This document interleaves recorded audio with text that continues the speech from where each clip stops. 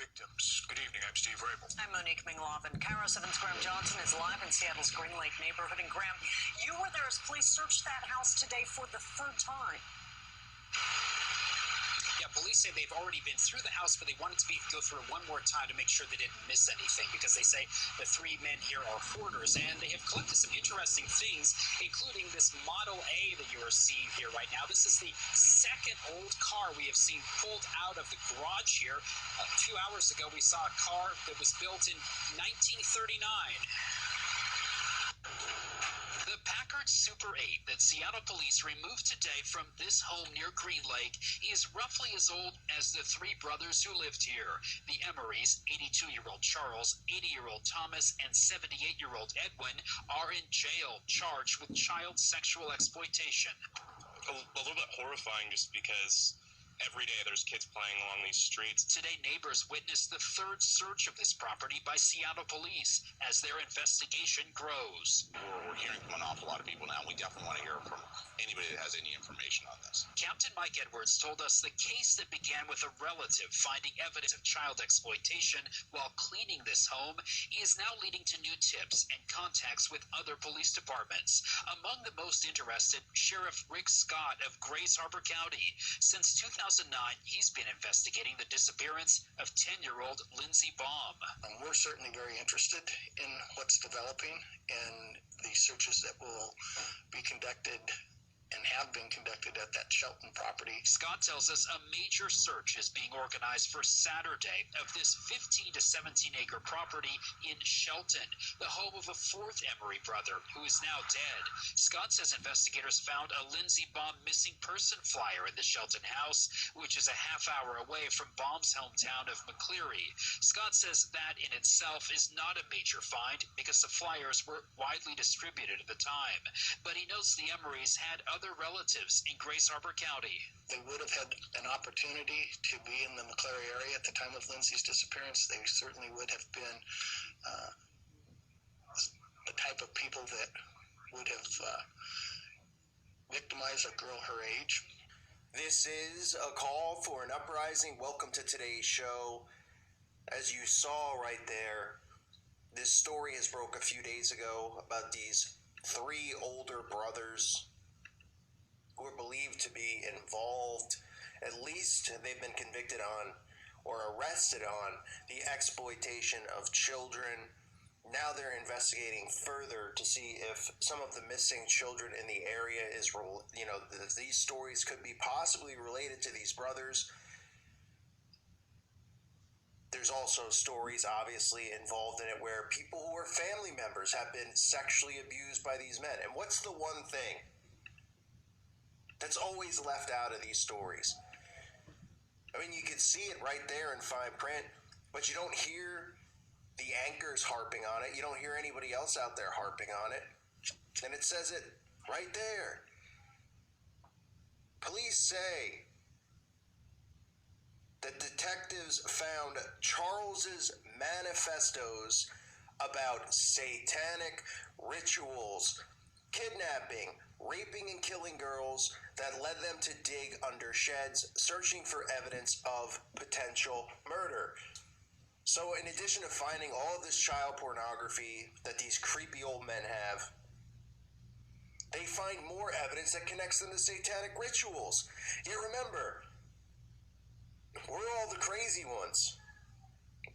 What's crazy about it is we're trying to protect children and make people aware that all of these children who are being ritually abused do exist. There's a story there. They're not all making it up. And stuff like this comes out and it says it right in plain sight, just like with the West Memphis 3, right? Talking about, oh, they had a blood contract with Crawley. Oh, all that stuff gets swept under the rug, right? It becomes about different things. It becomes about, oh, well, it was about the clothes they were wearing and how they were different.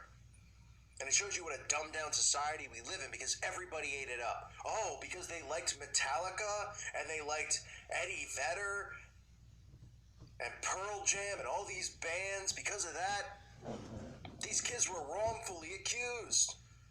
Despite there being enough evidence to arrest them, despite all of this other stuff that connects to pedophilia and the occult and Crowley. And it gets swept under, right? So here's another thing to consider, because I've said this before. We all look, if you want to walk through life with your blinders on, that's fine. You can do that. If you find salvation through Christ, you can walk through life and you don't need to know these things. But we tend to naturally look at the elderly as these innocent, nice people. And a lot of these old women are old witches who are doing this to their granddaughters. You've seen some of the videos I've done reporting on cases where grandmothers who are in their 70s are prostituting out their grandchildren into these covens, and also being involved in the sexual abuse in their 70s and 80s. Well, here's another story. We have three men, 82, 80, and 79. Right? So when you see people like this, you would just go, oh, it's just an old guy living out his days. No. Because when they're in their 30s and 40s and performing these rituals, and now just because they're 80 doesn't mean they stop. We have to think like that. Look around like that. Be aware that these people are lurking everywhere. Don't leave your kids near these people. You can't trust in these people in this world. And people go, well, it's a small majority. No, it's not. It's a large majority of these people. This is spiritual warfare. The Bible didn't say it's going to be 99% Christians and then this 1% of bad people. I mean, this is mixed pretty evenly throughout. The problem is that they're cheating in this spiritual warfare. You see, they're not playing by fair rules. There is free will. God gave us all free will. We all know that, right? And these Satanists and these occultists, Luciferians, whatever you want to call them, they made the decision, right? And they picked and chose to turn their back on God because God gave them that free will. But they're not playing by fair rules because they're manipulating the public into thinking this isn't real. So they're deceiving them at every corner with evolution, atheism, all of this stuff. They're deceiving people into thinking none of this stuff's going on. And that's really what the falling away is about. So many people fall away and become lukewarm because they don't even know that spiritual warfare is going on, even though they're told this in Scripture. Because they're being manipulated by the media around the clock. They're being manipulated by these lies and the real fake news, which is the TV. And they push fear, fear, fear. And what do they leave out? They never mention Christ. And when stories like this come out, okay, because there are real stories. Like these three old men don't have to be involved with the elites to be low-level, Luciferian Satanists to get caught. Because trust me, if local small police officials find this stuff out, what do you think? They're not going to at least look into it? The elites don't care if stuff like this comes out, because what will turn, this story will turn into is that stuff about the satanic rituals and his manifestos, that'll get dropped. Right? And then you'll get all these organizations who promote Lucifer, promote Satan, coming out and saying, well, there was no real proof that, he had satanic rituals in his manifestos. He was just some sick, depraved guy. And everybody will run with that story because that's what always gets left out of these child abuse cases. Now you have victims involved in this family, that these three older brothers abuse people within the family. Now, why do you think those victims within the family never came out? Because when SRA occurs and trauma-based mind control occurs, these victims never will come forward with it for lots of reasons, because of the abuse they've been put through, the brainwashing they've been put through, and they know the ridicule they'll face because they know nobody will believe them when they come forward with stories of satanic ritual abuse. And that's why everybody who's involved in the occult works so hard at covering up this side of these things. Because they just sit there and they go, oh, well, this guy got out of jail, the West Memphis 3 got out of jail. Recently, the two old farts, they were wrongfully put, right? So all these kids come forward, they all make these stories up. I mean, you have to be blind to believe this, but unfortunately, we live in a society of blind people. I'd hope the people who listen to this channel know better. Even if you listen and you're atheist, you see the common connection here. with these stories and watch how this story unfolds. Because even if they find bodies, which obviously that hasn't happened yet, these could just be, perverted old. I mean, when you're in your 80s, you have all this child pornography and stuff like that. The signs obviously point to them, obviously abusing children throughout their lives. If they have family members who have confessed this, that doesn't convict them of murder. But, if they're going to investigate it, which is a good thing, we'll see where the investigation goes.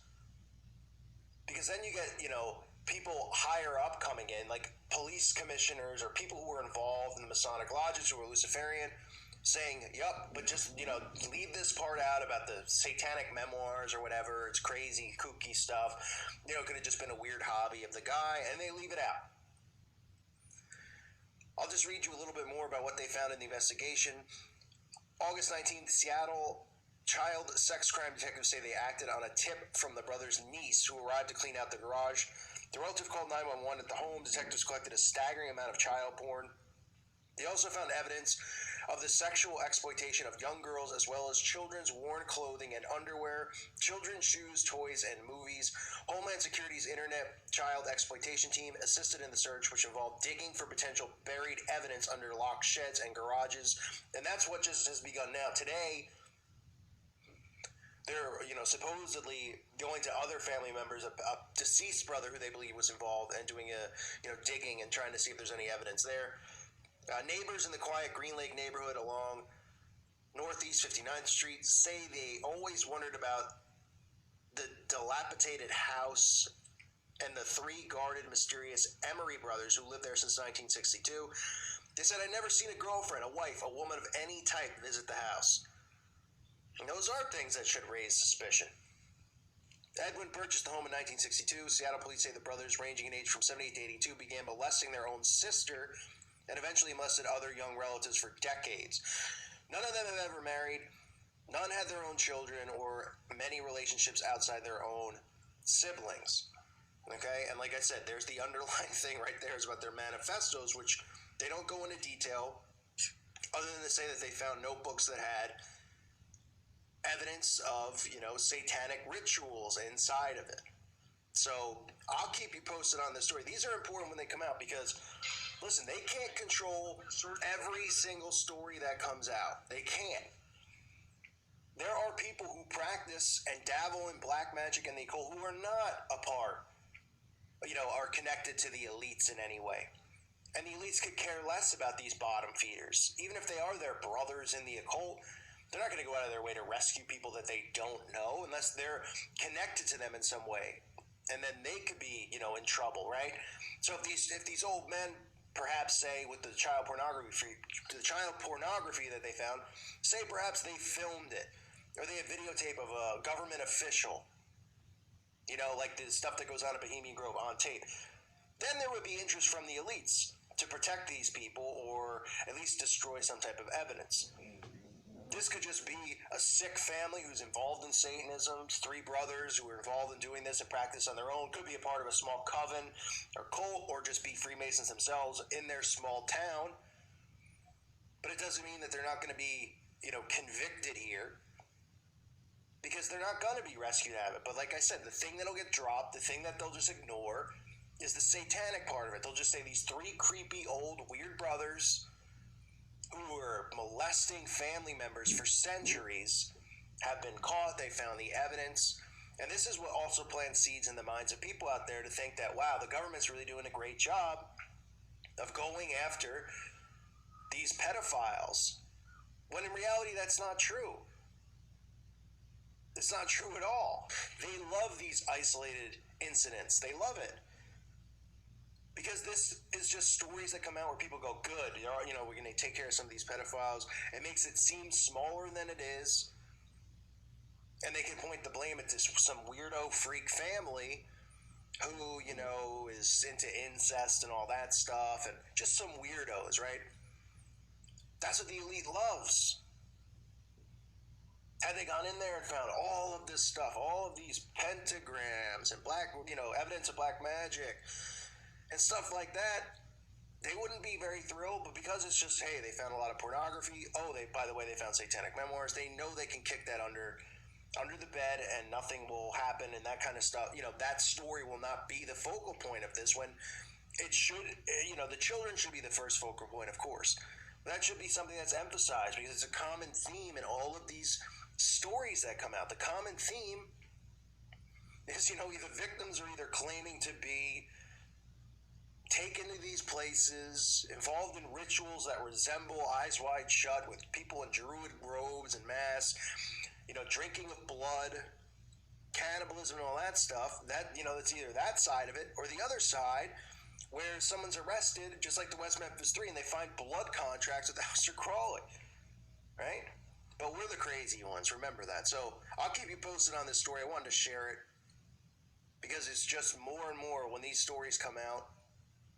You could read between the fine lines, and you'll see something there about satanic, ritual, satanic cult, spells and all this stuff. And nobody says boo, because they just go, oh, well, these brothers were clearly crazy for doing this. They were clearly sick. So just add the satanic aspect and the ritual aspect into this, them being really weird and odd people, instead of it being about that and about why they do it and how demonic these people are. I thank you for listening to today's show. I just want to thank everybody again who's supported the channel. My Patreon link below. Anyone who feels led to support it, it's greatly appreciated. Censorship continues on, but I will continue making videos. I've just been taking a light little breather the last couple days to recharge my batteries, to make sure that I'm, not going to hit a burnout with some of the stuff, because sometimes, you go months at a time reading books, doing videos, and you just got to make sure you don't burn out when talking about this stuff. So just been in prayer and doing some things, so trying to keep myself away from this for a little bit. But I want to thank everybody again who has supported the channel. Love you guys. Thanks so much. God bless all of you and your families.